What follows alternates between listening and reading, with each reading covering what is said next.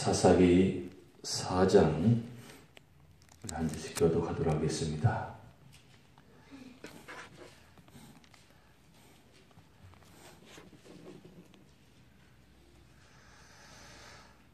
여호시 죽으니 이스라엘 자손이 또 여호와의 목전에 악을 행하며 여호와께서 하솔에게 통치하시는 가나안 왕 야빈의 손에 그들을 파셨으니 그의 군대 장관은 하로셋 학고임에 거주하는 시스라요.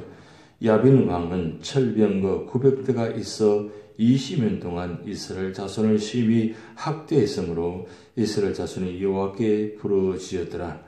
그때 라피도스의 아내 여선지자 스더보라가 이스라엘 사사가 되었는데 그는 에브라임 산지 라마와 베델 사이 더보라의 종려나무 아래에 거주하였고 이스라엘 자손은 그에게 나가 재판을 받더라. 더보라가 사람을 보내어 아비나압의 아들 바락을 납달리 게데스에서 불러다가 그에게 이르되 이스라엘 하나님 여호와께서 이같이 명령하지 아니하셨느냐. 너는 납달리 자손과 스불론 자손 10,000명을 거느리고 다볼산으로 가라. 내가 야빈의 군대 장관 시스라와 그의 병거들과 그의 무리를 기손강으로 이끌어 내게 이르게 하고 그를 내 손에 넘겨주리라 하셨느니라. 바락이 그에게 이르되 만일 당신이 나와 함께 가면 내가 가려니와 만일 당신이 나와 함께 가지 아니하면 나도 가지 아니하겠노라 하니 이르되 내가 반드시 너와 함께 가리라. 그러나 내가 이분에 가는 길에서는 영광을 얻지 못하리니 이는 여호와께서 시스라를 여인의 손에 파실 것임이니라 하고 더보라가 일어나 바락과 함께 게데스로 가니라. 바락이 스불론과 납달리를 게데스로 부르니 10,000명이 그를 따라 올라가고 더보라도 그와 함께 올라가니라. 모세 장인 호밥의 자손 중 겐 사람 헤벨이 떠나 게데스에 가까운 사하나임 상수리나무 곁에 이르러 장막을 쳤더라. 아비노압의 아들 바락이 다볼산에 오를 것을 사람들이 시스라에게 알리며 시스라가 모든 병거 곧 철병거 900대와 자기와 함께 있는 모든 백성을 하루셋 학고임에서부터 기송강으로 모은지라. 더보라가 바락에게 이르되 일어나라. 이는 여호와께서 시스라를 내 손에 넘겨주신 날이라. 여호와께서 너의 앞서 나가지 아니하시느냐 하는지라. 이에 바락이 10,000명을 거느리고 다볼산에서 내려가니 여호와께서 바락 앞에서 시스라와 그의 모든 병거와 그의 온 군대를 칼날로 혼란에 빠지게 하시며 시스라가 병거에서 내려 걸어서 도망한지라. 바락이 그의 병거들과 군대를 추격하여 하루셋 학고임에 이르니 시스라의 온 군대가 다 칼에 엎드러졌고 한 사람도 남은 자가 없었더라. 시스라가 걸어서 도망하여 겐 사람 헤벨의 아내 야엘의 양막에 이르렀으니 이는 하솔 왕 야빈과 겐 사람 헤벨의 집 사이에는 화평이 있음이라. 야엘이 나가 시스라를 영접하며 그에게 말하되 나의 주여 들어오소서. 내게로 돌아오시고 두려워하지 마소서 하며 그가 그 장막에 들어가니 야엘이 이불로 그를 덮으니라. 시스라가 그에게 말하되 청하노니 내게 물을 조금 마시게 하라. 내가 목이 마르다 하며 우유 부대를 열어 그에게 마시게 하고 그를 덮으니 그가 또 이르되 장막문에 섰다가 만일 사람이 와서 내게 묻기를 여기 어떤 사람이 있느냐 하거든 너는 없다 하라고 그가 깊이 잠드니 헤벨의 아내 야엘이 장막 말뚝을 가지고 손에 방망이를 들고 그에게로 가만히 가서 말뚝을 그의 관자놀이에 박음해 말뚝이 꿰뚫고 땅에 박히니 그가 기절하여 죽으니라. 바락이 시스라를 추격할 때에 야엘이 나가서 그를 맞아 그에게 이르되 오라 내가 찾는 그 사람을 내가 내게 보이리라 하며 바락이 그에게 들어가 보니 시스라가 엎드러져 죽었고 말뚝이 그의 관자놀이에 박혔더라. 이와 같이 이날에 하나님이 가나안 왕 야빈을 이스라엘 자손 앞에 굴복하게 하신지라.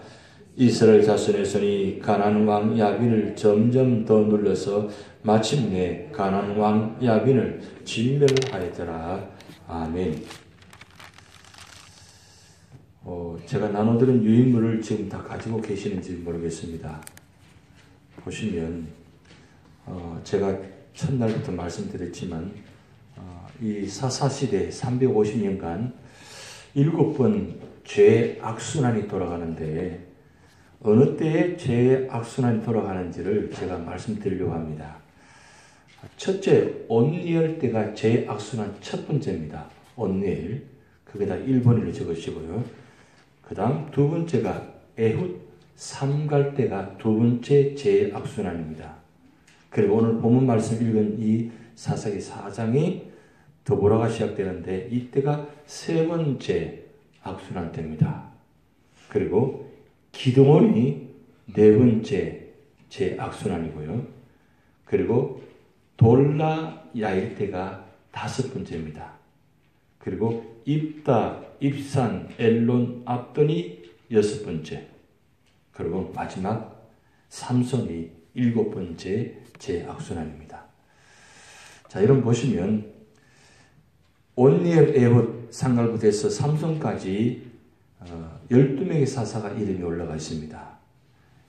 이 장면은 하나님께서 이 사사들을 통해서 구원하는 장면입니다. 그런데 출신 지파 옆에 보면 물리친 대적이 나옵니다. 그 물리친 대적은 심판의 도구입니다. 심판을 하나님께서 이들을 통해서 이스라엘을 심판하셨다 그 뜻입니다. 그래서 그들이 속박 기간 동안 하나님께서 심판하게 하시는데, 자, 여기서 보면 구원의 도구로 삼은 사사들은 그들이 구원의 도구가 되어지면 평화 기간이 나타납니다. 그런데 물리친 대적을 보면 심판의 도구로 세움받은 여기 이 사람들은 이 속박 기간 동안 그들이 심판의 도구로 사용을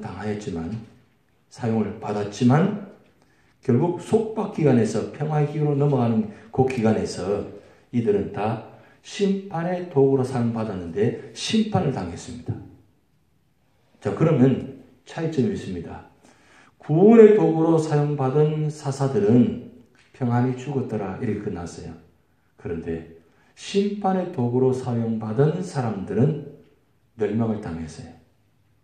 그렇다면 우리가 삶의 자리마다 우리가 어떤 모습으로 하나님께 쓰임받느냐 이게 중요한 것입니다. 하나님께서 우리는 기왕이면 모든 사람들을 구원의 자리로 이끌기를 원하십니다. 구원의 도구로 사용하기를 원하십니다. 그런데 하나님 때로는 심판의 도구로도 사용하십니다. 그런데 구원의 도구로 사용받은 사람들은 하나님께서 구원의 자리로 인도함 받지만 심판의 도구로 사용받은 사람들은 멸망을 당한다는 뜻입니다. 그러면 기왕이면 어떤 자리에 있어야 되겠습니까? 기왕이면 구원의 도구의 자리에 있어야 되지 않겠습니까? 그런데 좀 아이러니컬한 것은 분명히 구원의 도구로 사용받아야 되는데 스스로 자체에서 심판의 도구로 자리에 가는 사람이 있다는 거예요. 이것이 문제입니다. 하나님 모든 사람을 다 구원의 자리로 이끌기를 원하십니다. 그러나 때로는 그 구원의 자리에 있지 못하는 사람들을 하나님께서 심판의 도구로 사용하여서 때로는 그렇게 심판의 자리로 인도받을 때가 있다는 것입니다. 할 수만 있으면 우리가 심판의 도구로 쓰임받아서는 안 된다는 거죠. 물론 하나님께서 주권적으로 하시니 우리가 어떻게 하시겠습니까? 그런데 기왕이면 우리가 모든 사람은 구원의 자리를 받았습니다. 은혜의 자리를 받았습니다. 그렇다면 우리가 끝까지 구원의 자리에, 은혜의 자리에, 믿음의 자리에 있어야 된다는 뜻입니다. 그렇지 못하고 분명히 구원의 자리로 인도받았는데 자꾸 스스로 심판의 자리로 쓰임받기를 원하셔서 하나님 나 심판의 도구로 사용하고 원합니다. 그런 사람 누가 있겠어요? 그런 사람 아무도 없습니다. 그런데 이상하게도 심판의 자리를 자기는 아닌데 그렇게 하기를 원하진 않은데 자꾸 그런 모습이 되어집니다. 그러면 하나님께서 그를 사용하시는 것이 아니라 사탄이 그를 사용하게 하는 거예요. 사탄이 그렇게 사용하게 합니다. 그러면 사탄이 그 심판의 도구를 사용하게 되면 처참합니다. 그래서 이 도표를 보시면서 저는 한 번씩 봅니다. 이렇게 매일 이 자리에 앉아서 한 자리씩 봅니다. 쭉 보면서 하나님, 우리 모든 성도들이 하나님 구원의 자리 되게 하여 주시옵소서. 오늘도 심판의 자리가 아니라 구원의 자리가 되게 하여 주시옵소서. 그렇게 기도합니다. 왜요? 그렇게 되어져야 되거든요. 근데 이게 쉽지는 않습니다. 참 힘듭니다. 왜냐하면 우리 형편이 있잖아요. 하나님께서 구원의 자리를 쓰임받게 하려고 부르십니다.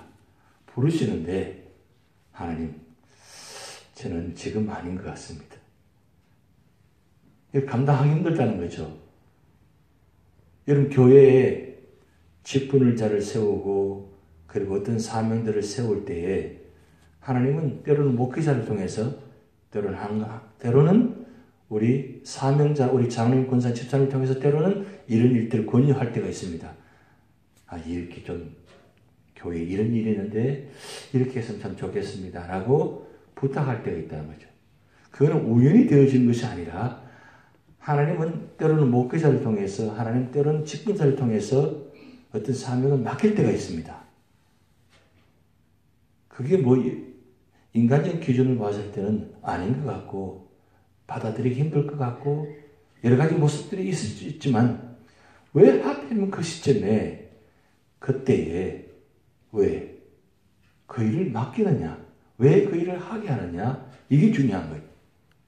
그러면 믿음의 우리가 자리에 있다면 왜 하나님께서 이때에 나에게 이런 일을 감당하게 하시는가, 왜 이런 일들을 하게 하시는가 라고 생각해 보면 하나님은 언제나 모든 삶의 자리마다 구원의 자리로, 은혜의 자리로, 믿음의 자리로, 축복의 자리로 인도하시거든요. 그렇다면 하나님, 반드시 하나님 뜻이 있을 텐데 그 하나님 뜻은 모든 것이 합력하여 선을 이루게 하시는 것인데 그러면 하나님 믿음으로 순종하겠습니다. 그런데 하나님, 제가 감당하기는 힘들지만 감당할 수 있도록 능력을 주십시오. 일 받을 수 있도록 하나님 은혜를 주십시오. 라고 기도하고 믿음의 자리에 나아가면 하나님께서 은혜를 부어주십니다. 그런데 그렇지 아니하고 내 형편을 바라보고 내 상황을 바라보고 그 상황을 받아들이지 않으면 그것을 하지 못합니다. 그러면 하나님은 그 사람을 통해서 하기 원하시는데 그러면 하나님은 그 사람만 사용하시느냐? 아니라는 거예요. 여러분, 에스더와 모르드게에 있습니다. 역사서의 마지막 책인 에스라 느헤미야 에스더, 그 에스더에 등장한 인물 모르드게 에스더, 우리가 너무나 유명한 고백 알고 있잖아요. 모르드게가 에스더에게 뭐라고 합니까? 너가 이 자리에 세운 것은 하나님께 특별히 이때를 위해서 세웠는데 너가 이때를 위해서 사용하지 못한다면, 순종하지 못한다면 하나님 다른 방법으로 사용할 것이다. 너가 결단하라. 왕으로 세운 것은 하나님께서 이 백성을 세우기 위해서 구원하기 위해서 세운 자리인데 만약 너가 그 하나님의 말씀에 순종하지 아니하고 역사의 자리에 순종하지 못한다면 너가 아니더라도 하나님을 사용하신다. 그럴 때에 에스더가 어떻게 했습니까?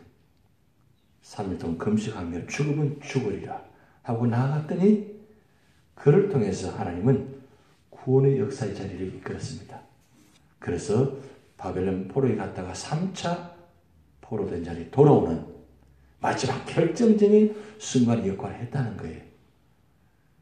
이 역사의 자리에 바로 여인이 등장합니다. 에스더. 오늘 사사기 4장도 여인이 등장합니다. 더불어 여기 보면 두 명이 등장하는 에봇의 아내 보면 헤벨의 아내 등장합니다. 이 두 사람이 등장하는데 그때 그 당시에 여인이 사사가 된다는 것, 여인이 뭐 나서서 뭘 한다는 것 정말 상상도 못한 일입니다. 숫자도 포함되지 않은 그런 역사의 때입니다. 그런데 하나님은 보세요. 이 더불어는 선지자를 세워가지고 하나님 역사를 만들어 가십니다. 그리고 여기 보면 헤벨의 아내를 통해서 그 군대장관 시스라를 죽이게 만듭니다. 이 참 놀라운 일입니다. 대단한 일입니다. 역사의 장면 속에서 크게 들어서서 쭉 진행하다가 한 번씩 하나님은 여인을 등장하게 하십니다. 여호수아 그 말씀을 읽어보셨잖아요. 여호수아 말씀 보면 라합이라는 여인이 등장합니다.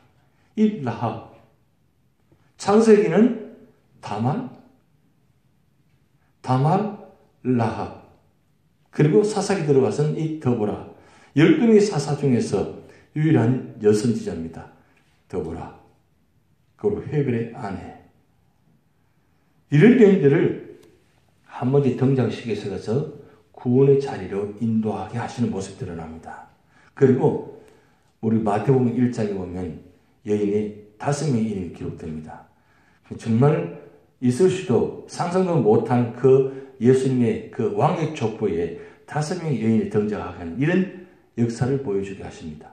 근데 왜 이런 모습을 보여주시느냐? 그것은 하나님 앞에서 누구든지 나는 연약합니다. 부족합니다.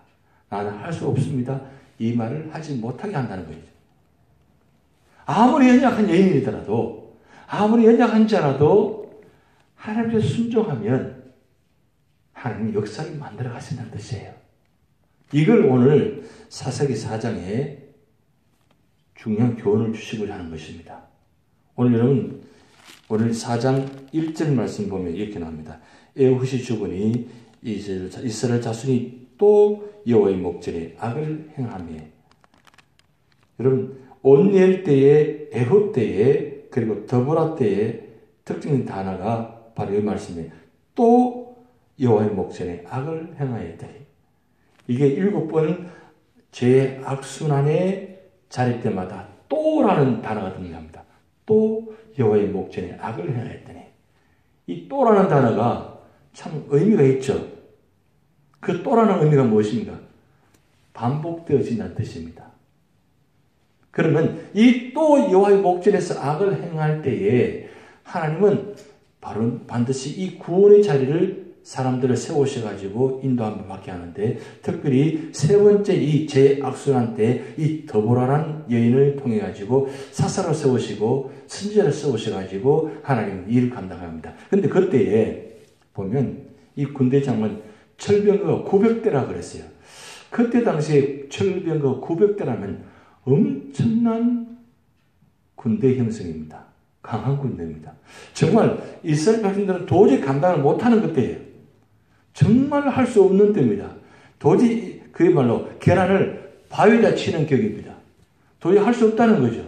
그런데 이 여선지자 더보라가 하나님의 계시를 갖고 그 말씀을 받아들여 가지고 하나님께서 그를 통해서 사용하시고 할 때 어떻게 합니까?